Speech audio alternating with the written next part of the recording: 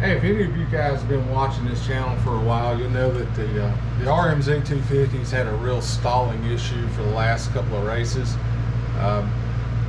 Thought it was me, so CJ rode the bike in the Gobblegetter, and he had a worse day than I did. Bike still stalled. Early on, I thought maybe the top end was probably a little worn because it does have 115 or so hours on it. I checked compression using the factory manual specs. It only had 32 pounds. Factory specs is actually 54. That's because of the compression release. So we did a top end overhaul, new piston, reseated the valves, adjusted the valves. Everything was good. Bike runs fine, but that did not eliminate the stalling issue. Every time I've talked to somebody about it, hey, why don't you put a Rekluse in there? Well, I've had a Rekluse in there for 2 years, and that's what I'm going to show you here. This clutch has about 65 or so hours on it. It has been pulled out numerous times to check it out, just to look for wear and stuff. But spent a lot of time on the phone with the Rekluse techs people, and what we decided was we needed this rebuild kit. The fibers have a little wear, and I'll measure that and show you. The EXP has some wear, and these are the slider weights. This is where the real problem lies, and I'll show you in depth a little bit about that. These Rekluse plates are not worn that terribly bad. They're about 62 thousandths on the dial here. The Rekluse manual says a minimum of 67 thousandths, so we're 5 thousandths under. That doesn't sound like a lot, but when you do that over 9 plates, that's 45 thousandths. That's almost a full plate gone. So it doesn't take much. And our experience with CJ's bike was when the plates got worn in it in the Sherco, the clutch didn't slip, it got real grabby, real similar to the way the Suzuki is. We put new plates in it, and it's a whole new ball game. These are the steel plates. You can see that there's some circular markings on some of these steels, like maybe there was some metal to metal contact somewhere in there. I'm not real sure. These will go into bead blaster and resurface them a little bit in there. We've already checked them. They're up to spec. They're 40 thousandths. There's no wear here. There's no warpage. We just need to bead blast them, and they'll be good to go. The Rekluse is held together with these 6 quarter-turn lock screws and springs. They're not Zeus fasteners, so be sure and push them all the way through. Turn it a quarter turn, and it'll pop right out. First time I took this thing apart, I thought it was like a Zeus fastener, twisted the thing off. Luckily, they know people are going to be doing stupid, and they send you extra parts. I'm running the 5 red springs in here to get the saw speed up a little bit. Thought maybe that would have helped the stalling of the engine. Nah, not really. All right, in this kit here, these are the replacement Teflon pads for the sliders. Instructions, and I ordered a new set of friction plates, and this is the EXP disc. They send you some more pins there because they know you're probably going to break some.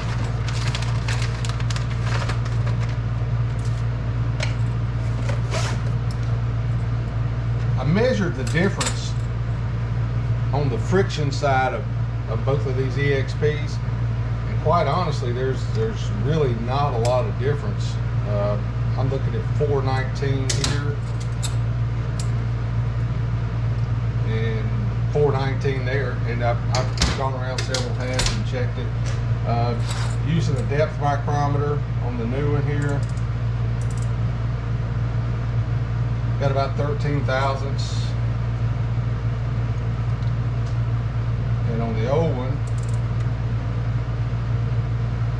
that shows 7 thousandths. Let me try that again.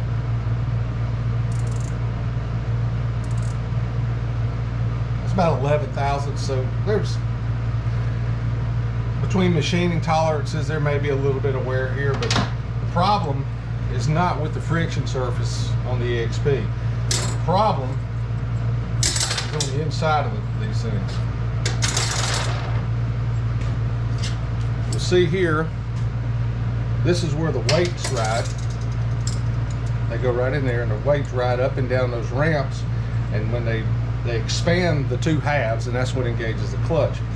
But what happens is these ramps get wear, as do these Teflon inserts here. They get worn out.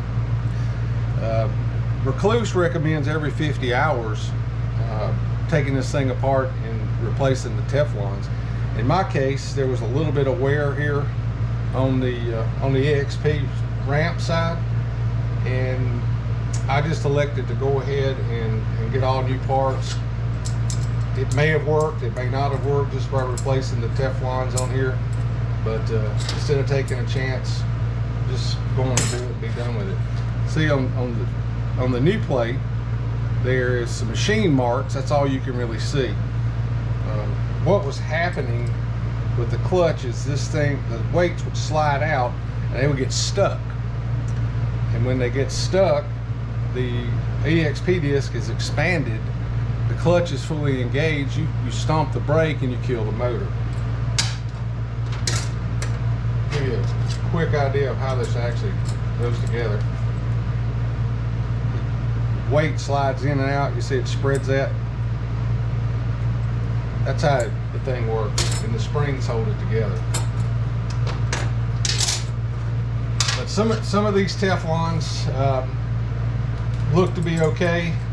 Some of them look like they'd gone into a metal to metal situation, and that was definitely causing the clutch sticking problem. So what I'm going to do now, I'm going to bead blast the steel plates, and I'm going to figure out how to replace these Teflon pads, and I'll be right back to show you. Alright, we've got the plates all bead blasted here, all nice and resurfaced. These need to go into parts washer to be perfectly washed out. We don't want to get any contamination in the motor, of course. I've already swapped out the Teflons on one to make sure I could do it on camera, and I'm going to attempt to show you how that's done. Rekluse says just pop the old ones out with a razor blade or a pick or something.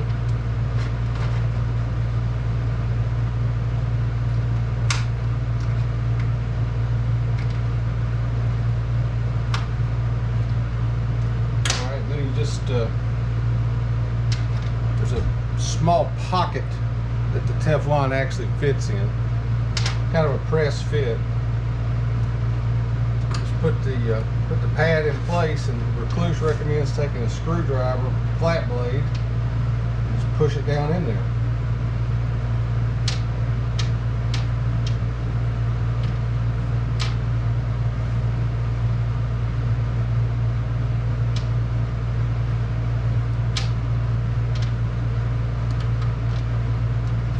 They probably have some kind of really nice special made set of pliers or something to do this. A little more precision than a screwdriver.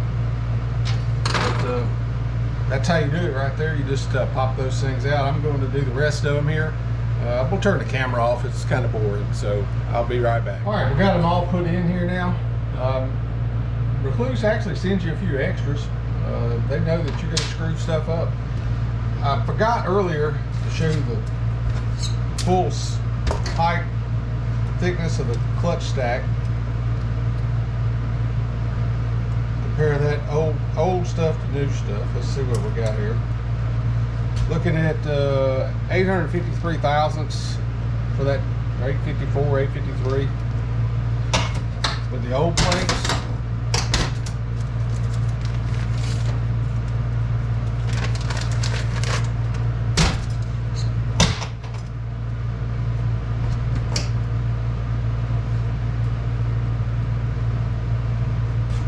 New plates is 896.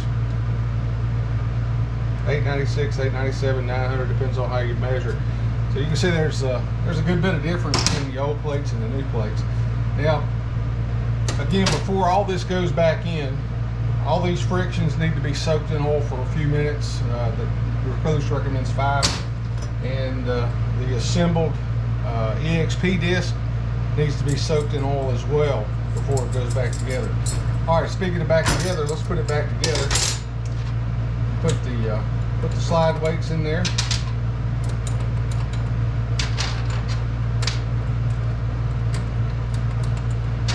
Yeah, I can feel already that those things slide easier with the new Teflons on this new surface.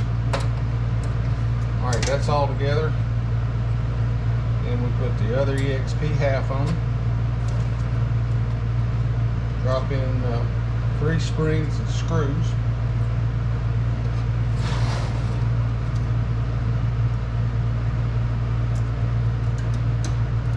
Quarter turn, locked in.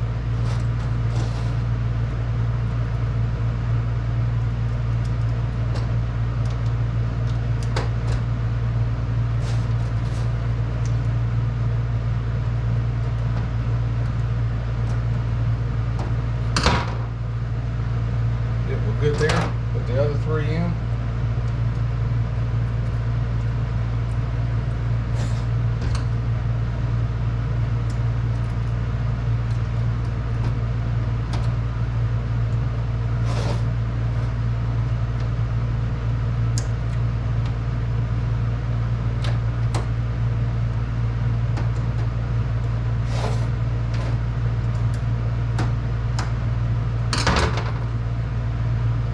Verifying that everything's locked on the back, and it is.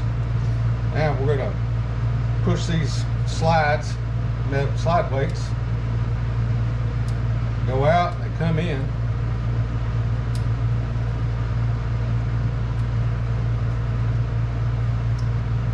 That one's stuck just a little bit there.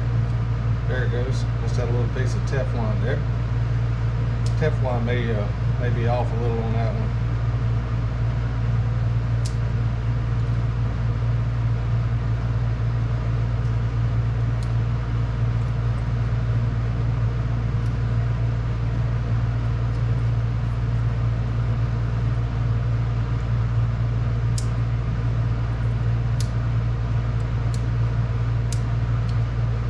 Must have a little burr in there because now it's moving freely. And some of those things did have little burrs around the Teflons when I put them together.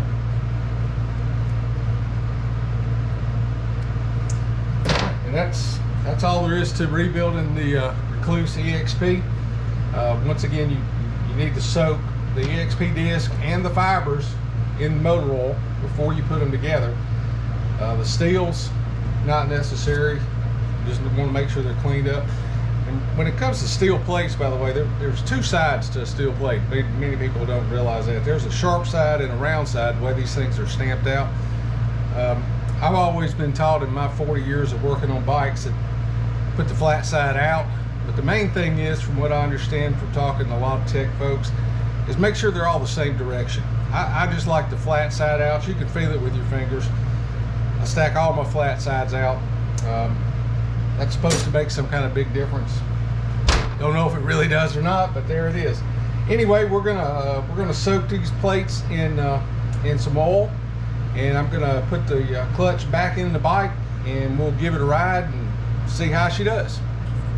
All right, we got the clutch back in the bike. I've done all that Rekluse outlined clutch break-in.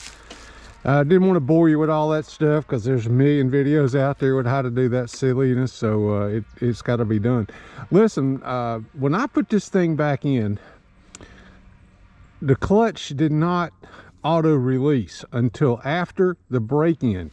You have to have these plates seated properly and everything working just right. Get your free gap and you're installed and all that stuff done, or this clutch won't run right.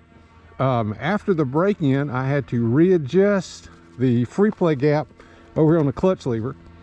Now that that's done, she seems to be functioning pretty good. I'm going to fire it up, run up down this gas line here by the house, jab the brake a couple times, and we'll see if it kills the motor or not. So far it's been okay, but this will be the real test.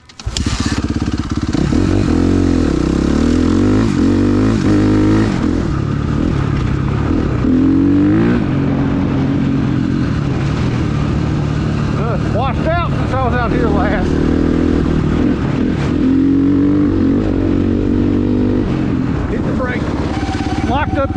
brake, the motor did not stall.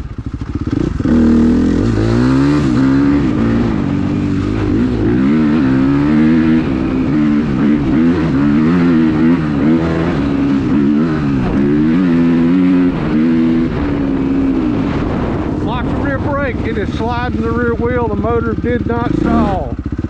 I was in about 4th gear.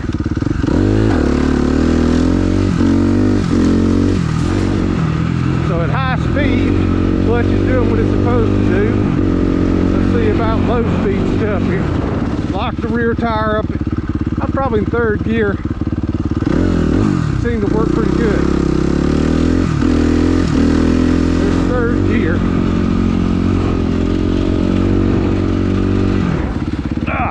About endo did I hit the brakes hard. Did not stall.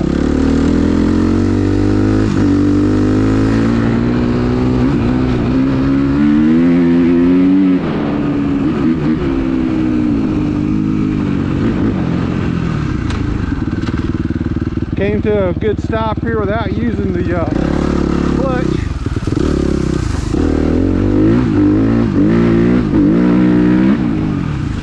Lock the brake up, slide into the corner. Same thing there, did not kill it. Same thing there, did not kill it.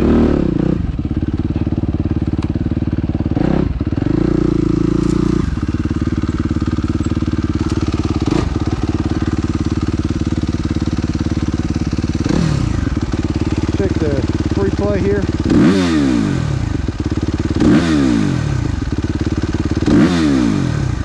Pretty good. Clutch makes a lot of noise when you're engaging. Kind of a lot of rattle there.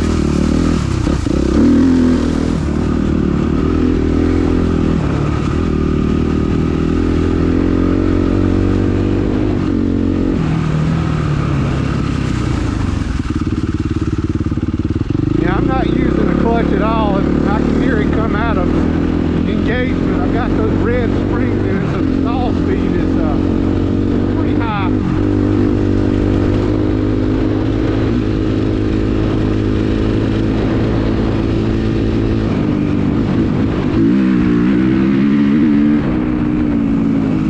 There's a wood section down here I'm going to try to go through. That's where my stall issue has been.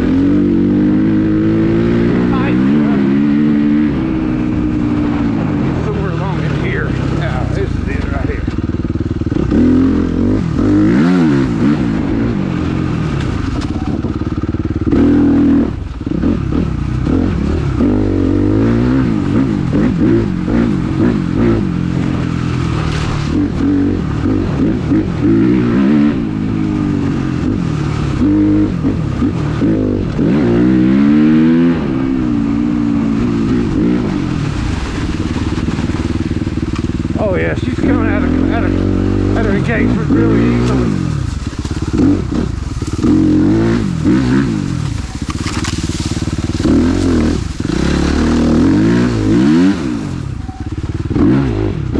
Oh, that's it. That's the work.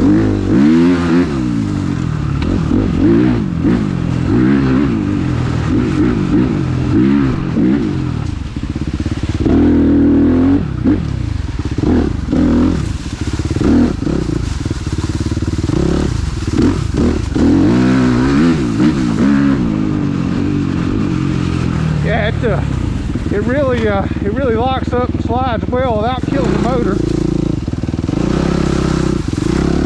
I've ridden this same trail, and other things, and stalls the motor pretty good, but that seems to, yeah, she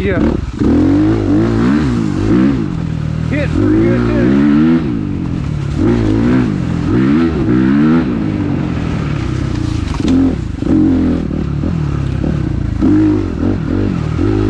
Comes out of the corner strong.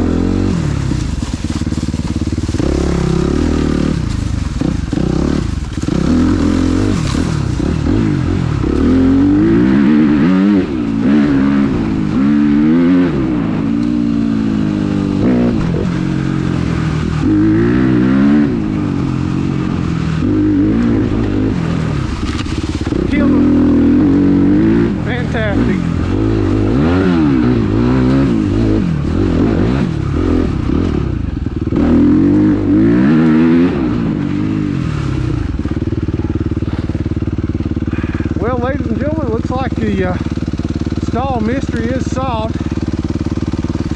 If your bike is running a Rekluse clutch and you've got at least 50 hours or so on there, check those Teflons, check the inside of the EXP where the ramps are, those weights ride, because evidently doesn't take a whole lot for those things to get wear, and the weights actually stick. They don't move freely, and that keeps your clutch from disengaging and lets you stall the motor.